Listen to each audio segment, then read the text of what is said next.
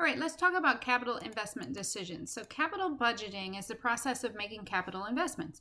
Well, companies make capital investments when they acquire something called capital assets. These are assets going to be used for a long period of time, and they typically involve large sums of money. So things like new equipment, new plants, new vehicles, new information technology, and they affect all types of businesses as they try to become more efficient by automating production and implementing new technologies.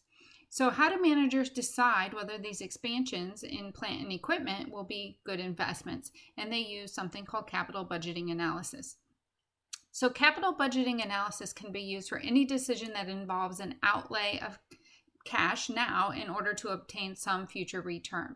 So for example, capital budgeting decisions might include cost reduction decisions, like should we buy new equipment to reduce costs, or expansion decisions, should we open a new plant or warehouse to increase capacity and sales?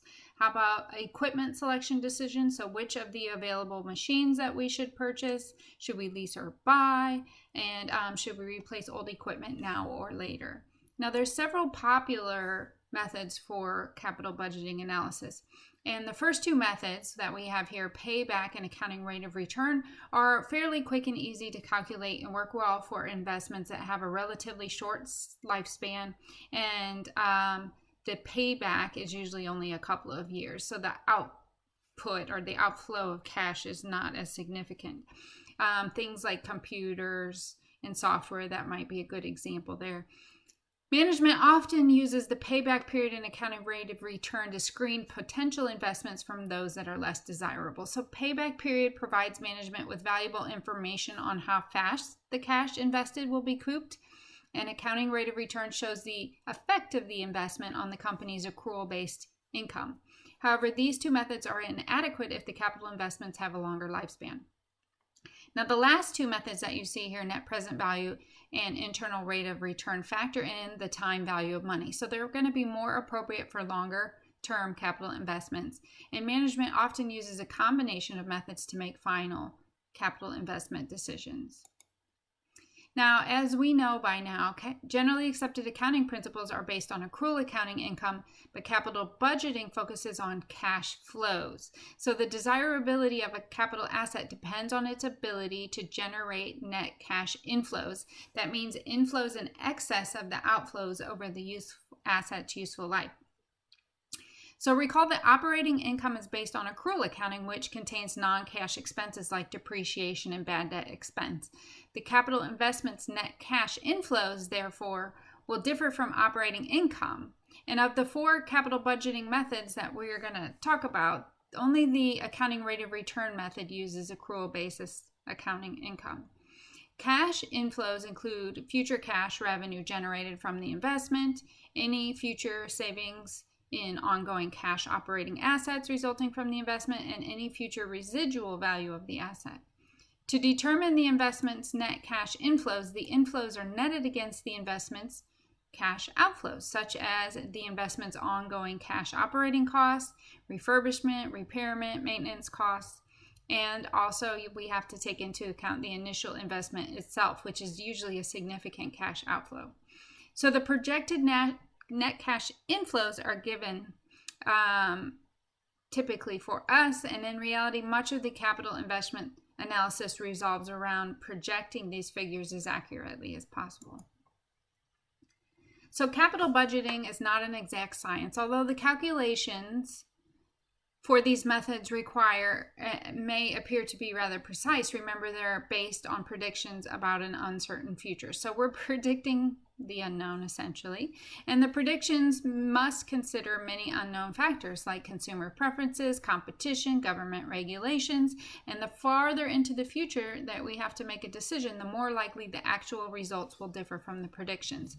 Long-term decisions are riskier than short-term decisions for that reason. So the first step in the capital budgeting process is to identify the potential investments. For example, new technology and equipment that may make the company more efficient, competitive, and profitable. Employed consultants and outside vendors often offer capital investment proposals to management. After identifying the potential capital investments, managers next project the investment's net cash inflows. So, as we discussed before, this can be fairly time consuming and difficult. However, managers make the best decisions possible given the information they have.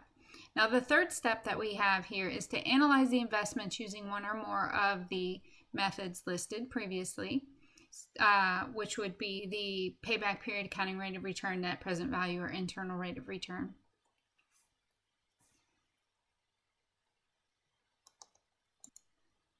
So in the first stage, managers would screen the investments using one of the both methods that don't incorporate time value of money, which are the payback period or accounting rate of return.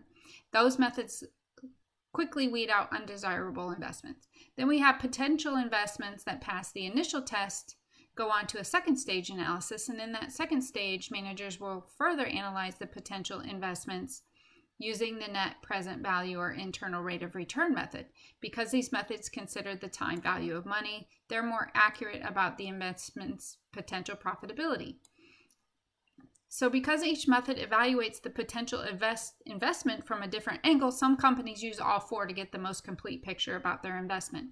However, because limited resources, other companies must engage in something called capital rationing, which means they have to choose among alternative capital investments. So based on the availability of funds, managers determine if and when to make specific capital investments. For example, management may decide to wait to buy a certain piece of equipment because it considers other investments to be more important. So in the intervening years, the company might reassess whether or not they should still invest in the equipment. Perhaps technology has changed, or there's better equipment available, consumer tastes have changed, so the company no longer needs the equipment, or other changing factors. So long-term capital budgets are rarely set in stone. And as a final step here, then most companies will perform something called a post-audit in their capital investments. So after investing in the assets, they're going to compare all the actual net cash flows generated from the investment to the projected net cash flows. Post audits help companies determine whether the investments are going as planned and deserve continued support, or whether they should abandon the project and sell all the assets if possible. Managers also use feedback from post audits to better estimate net cash inflow projections for future projects.